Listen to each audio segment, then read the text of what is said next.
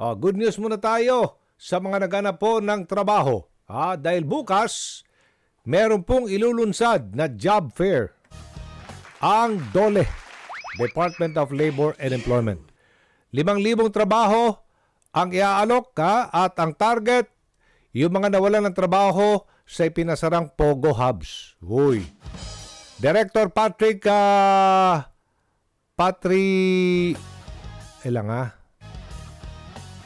Patriwirawan. Tama ba? Director ng Bureau of Local Employment ng DOLE. Director Patrick?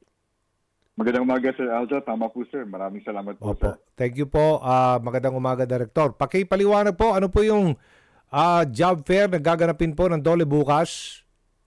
Thank you, Sir Aljo. Ang DOLE po ay nakipag-partner po sa ating private sector partner, ang Job Street Philippines po by SEEK.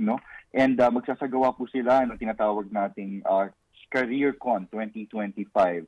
At sa activity po na ito, nakipag-partner po ang DOLE kasama po ng iba pang mga government agencies, kabilang na po dyan ang PAGCOR, ang TESDA, ang DTI, para masiguro po yung mga serbisyo po ng gobyerno, lalong-lalo na sa may kinalaman po sa paghahanap ng trabaho, sa pag-update ng resume, sa pag-assess ng kanilang skills, ay nandoon po yung serbisyo kung nasaan po sila para patuloy po from upskilling, reskilling opportunities to employment opportunities.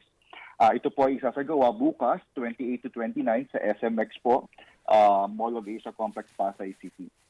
Opo, sa mga lahat pong gusto magtrabaho, maghanap ano pong mga requirements, ano pong mga dokumentong kanila pong maaring dalhin? Yes, thank you, Sir Aljo.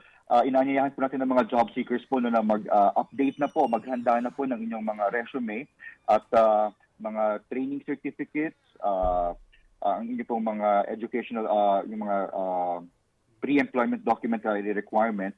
Pero since ito po ay isang career conference, ang hina-highlight po dito ng Job Street ay yung masiguro po na yung kanilang career development ay matutukan at mabigyan sila ng tamang impormasyon kung ano yung mga available na opportunities base sa kanilang mga qualification.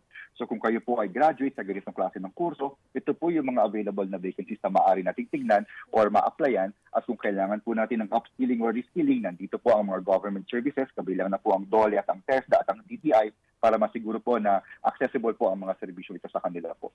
Okay, so again, ano na pong trabaho o industriya ang sasali po dyan sa job fair? Yes, tama po kayo sa update kanina. Nasa 5,000 na po ang ating mga job vacancies.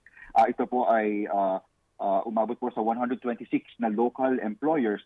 Ang mga top vacancies po natin ay ang customer service representative, cashier, sales clerk, merchant sales associate, design engineer, architect, and driver. Ang mga industriya po ay IT BPM, retail and sales, food service activities, construction, and banking and finance.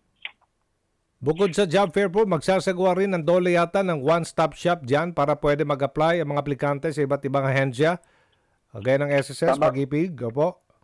Tama po kayo, sir. Inanyayahan din po natin, isinama po natin ang mga government agencies katulad po ng NBI, PhilHealth, Pag-ibig, SSS, para po siguruhin na yung mga maghahanap po ng trabaho, kung kulang pa po sila ng kanilang mga pre-employment documents, kung wala po silang naihandang NBI or hindi updated yung mga documents po na yan, maaari na sila agad humingi, mag-request ng mga updated na copies po nito para ma-submit din po nila sa mga employers po doon din po sa site po na yon. Meron po tayong one-stop shop kung saan nandun po ang mga government agencies at nandun din po ang ating PESO, ang Public Employment Service Offices, para po tumulong po sa ating mga job seekers. Opo, thank you so much po, Director Patrick Patriwirawan, Bureau of Local Employment.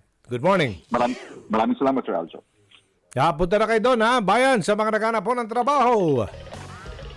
Bira! Sa SMX Convention Center.